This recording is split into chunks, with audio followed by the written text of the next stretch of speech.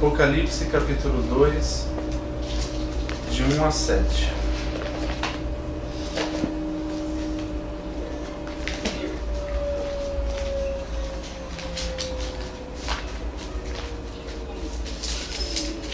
Apocalipse capítulo 2, de 1 a 7.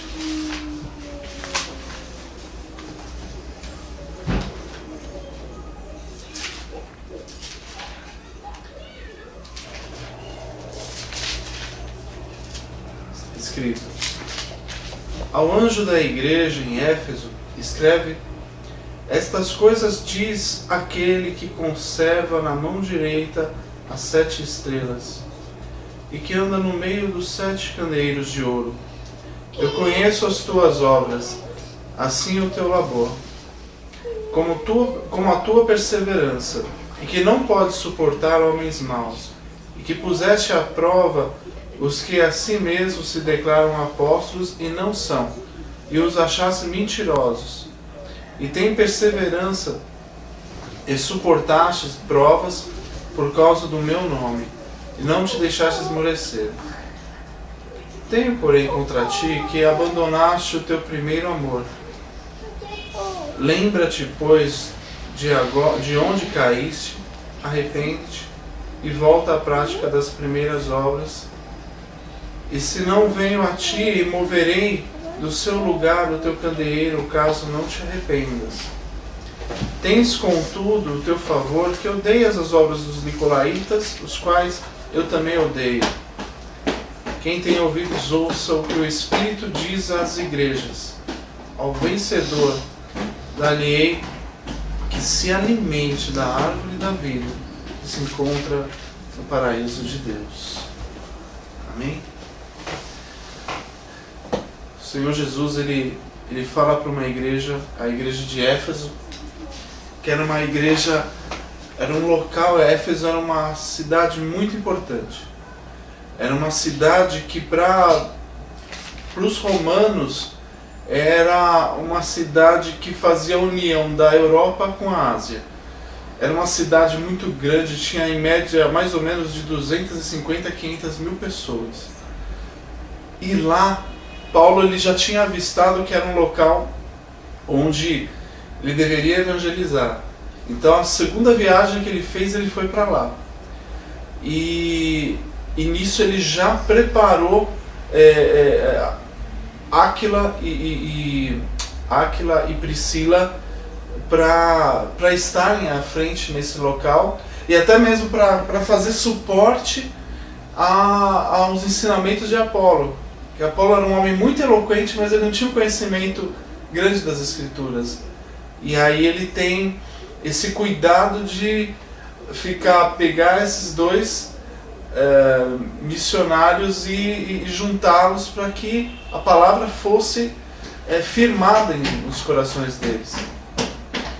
E aí posteriormente ele coloca a Timóteo, e Timóteo ele é um homem um rapaz que foi preparado para liderar a igreja de Éfeso. Isso é muito importante porque o que Jesus aqui está falando para essa igreja são coisas muito preciosas, porque Jesus deixa claro que eles tinham qualidades muito interessantes. Primeiro, que Jesus conhece as obras. Quando ele fala que, olha, eu conheço o seu labor, eu conheço o quê? O seu trabalho. Eu sei que vocês têm sido perseverantes. E que vocês não suportam homens maus, apóstolos falsos.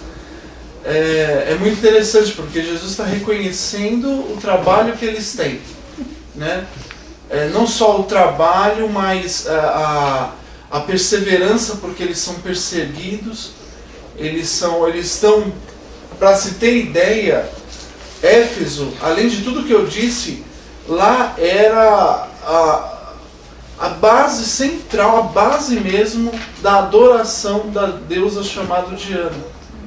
Então ali a idolatria era muitíssimo forte. Então eles sabiam que a guerra espiritual era muito grande.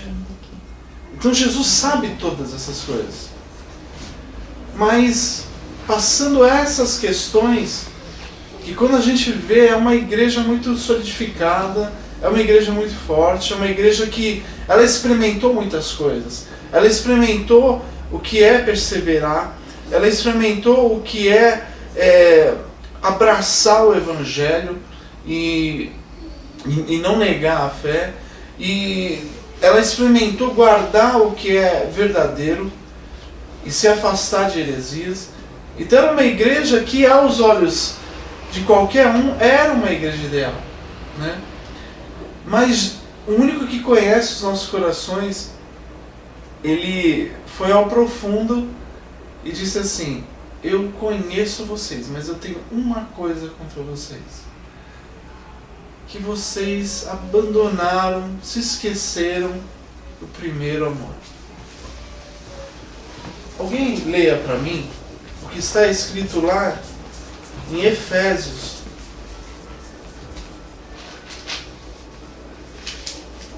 capítulo 5, no versículo 2.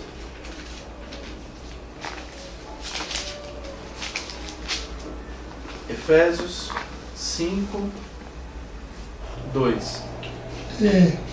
Andai em amor, como também Cristo nos amou e se entregou a si mesmo por nós, como oferta e sacrifício a Deus, em aroma suave. Amém. O convite aqui Paulo ele já deixa claro que a entrega, ela não deve ser só uma entrega, tem que ser com amor. E mais um pouquinho antes ele diz no Efésios 4,15: mas seguindo a verdade em amor, cresçamos em tudo naquele que é o cabeça, Cristo. Por que a gente está comentando sobre esse detalhe? Porque tem coisas que diante de um tribunal não tem como ser questionado. Se você pegar todos os mandamentos, os 10 mandamentos, 9 são questionáveis. 9 tem como você argumentar que a pessoa ela pode ter feito isso. Por exemplo, ela pode ter roubado, ela pode ter matado, e você vai para um julgamento e você vai... existe um fórum para isso. Mas diferente de um só, que lá só ele vai conseguir julgar, é só Cristo, que é a cobiça, que é o único que está no seu coração, ninguém vai saber. E esse também, esse é algo interessante, porque a falta de amor é algo que ninguém pode dizer. Era uma igreja que ela tinha tudo, mas ela não tinha algo interessante e primordial que Jesus fala: se vocês não tiverem isso, vocês não têm nada, vocês nem têm parte comigo. É o amor, é voltar à essência, né? Porque, vamos tomar por um exemplo, um casal que ele faz tudo correto, né? Eles têm uma vida abençoada, eles estão juntos, mas não se amam. Como pode isso? Pode, porque todos os que estão olhando nem percebem, mas na intimidade eles não se amam, né? Não tem a expressão de amor. Então eles vivem juntos, eles podem ir até na igreja, fazem tudo e aos olhos dos outros, mas intimamente eles não têm. E isso é tão ruim como estar separado, né? Como você está separado, dá na mesma. Você só vive, é uma aparência. E Jesus ele faz esse alerta. Eu não quero nominalismo, por mais que por obras e por expressões até de coragem, de perseverança, isso não tem valor. Essa é uma repreensão muito forte que Jesus faz. E ele fala uma frase muito interessante: arrependa-se e lembra do caminho onde você caiu, né? E é a mesma coisa da questão do filho pródigo. Ele não lembrou do pai no momento que ele estava desejando comer as alfarrobas. Quando ele viu aquilo, é aquele momento que ele desejou, se lembrou dos seus erros, do seu amor, do primeiro amor. Justamente é quando você se lembra do amor do pai. Então esse texto é interessante, porque as pessoas pensam, se lembra onde você caiu. Não é lembrar a situação, mas é você se lembrar que existe um pai que ama e que, comparando com a vida que você tem que se lembrar daqueles momentos de amor que você tinha com o pai. Isso tem que ser melhor do que qualquer questão na sua vida. Isso tem que ser o prazer. E não qualquer outra coisa senão isso. E até mesmo porque, sem esse desejo de ter essa proximidade com o Senhor, nos faz pessoas distantes de Cristo. E tanto é que o convite do Senhor é um convite muito especial, porque ele diz assim: ao vencedor eu darei de comer da árvore da vida, né? E esse texto é muito precioso. Quando você pensa comer da árvore da vida, o que significa isso?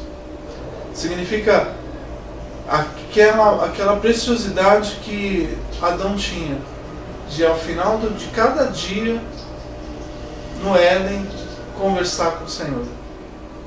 O convite aqui para a igreja de Éfeso é: se vocês se lembrarem de mim e se arrependerem e voltar para o meu caminho e me amar como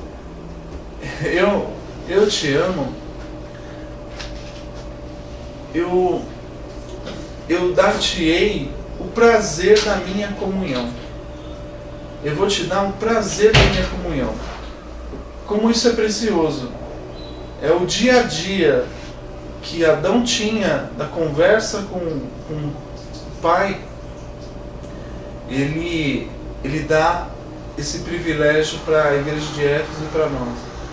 Porque o que o Senhor quer, muito mais do que a gente imagina. Porque a gente às vezes fica entendendo que fazer as coisas do Senhor, eu estou em comunhão com Ele. Não é verdade. Muitas vezes a gente está na rotina das coisas, das obras do Senhor, né? Rotinas da igreja ou de qualquer evento, um trabalho, e na verdade isso é muito bom, e Ele elogia, e Ele tem muitos elogios para isso. Que bom que vocês têm guardado a fé, como disse a igreja de Éfeso. Que bom que vocês estão na sã doutrina, não estão ouvindo heresias e tentando se desvirtuar. Que bom, muito bom. Continue assim, perseverem. Mas se juntar tudo isso, ainda não é nada. Porque a essência não é: Adão, você vai dar nomes aos animais. Adão, o seu trabalho aqui no jardim é esse ou aquele. Não, Adão. A melhor parte é o final do dia. A melhor parte, Adão, é o final do dia. Qualquer coisa que o Senhor nos pedir para fazer é bom, é importante, mas nada é mais importante do que a comunhão com Ele. Nada é mais importante do que estar com o coração aberto e ouvindo a sua voz. Isso é a coisa mais importante. Porque que a gente nunca perca o foco, né? Porque hoje a gente vive em uma sociedade que exige resultados, né? É uma sociedade que exige números. E o próprio Senhor Jesus Cristo, ele não foi levado a isso. Quando ele tinha os seus discípulos, o maior cuidado que ele tinha era que eles entendessem quem ele era e quem era o Pai. E quando ele percebia que as pessoas não eram os ouvintes que o Senhor queria que ouvissem a palavra, que estavam de fato com os corações abertos, isso era um privilégio que ele tinha, de conhecer os corações, aí ele se direcionava de uma forma íntima com os seus e dispersa para os outros, que era através de parábolas, né? Ele usava de uma forma que para aqueles que eram seus, os seus corações eram amarrados. As pessoas ouviam aquilo lá e as suas mentes começaram já a entender o que ele está querendo dizer com isso. Porque o decifrador é o Espírito Santo. E as outras pessoas, as dispersas, não. Bonitas palavras, muito boas, e você pode até seguir, mas o que o Senhor quer é que essas palavras penetrem no coração. Ela tem que fazer uma mudança. E através, quando as pessoas tinham entendimento profundo das parábolas, e aí essas pouquíssimas pessoas, porque de multidões que o Senhor apregoou o Evangelho, se a gente vai ver no final ali do seu ministério, só 500 pessoas que vão lá e vê ele ascendendo aos céus.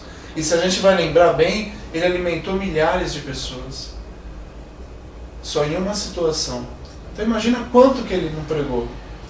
Então, o fato é que o próprio Senhor, ele busca corações sedentos, corações que amem, como ele amou. E por isso que Paulo disse na carta de Efésios, que da mesma forma que ele nos amou, assim nosso trabalho seja primeiro o amor e depois qualquer outra coisa.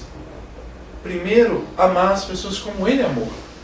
E quando a gente tem esse coração, a gente é inundado de uma preciosidade que é entender o coração do Senhor. É entender por que ele ama. É entender por que ele sofre. Por que ele permite as pessoas, às vezes, não se dobrarem ao Senhor. Às vezes as pessoas permanecerem nos seus caminhos e muitas vezes a gente tem vontade de desistir das pessoas, mas ele dá um coração em nós que é o coração dele, que é esse coração que ele pedia para que essa igreja de Éfeso não perdesse, e ela perdeu, porque todas essas igrejas aqui elas definharam, porque elas não atenderam a voz do Senhor. Elas pregaram, elas fizeram um trabalho, mas sem amor.